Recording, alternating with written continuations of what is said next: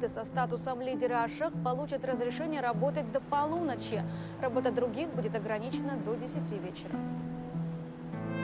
На севере страны тем временем успешно восстанавливают иммунитет после перенесенного ковида. Там, в райцентре Булаева, под отделение постковидной реабилитации перепрофилировали противотуберкулезный диспансер. Восстановительное лечение.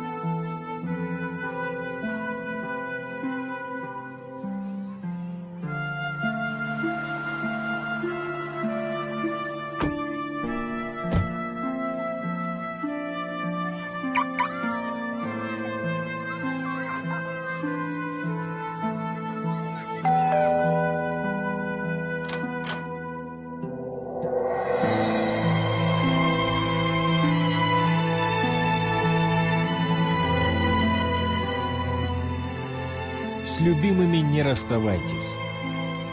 Обезопасьте себя и родных. Вакцинируйтесь.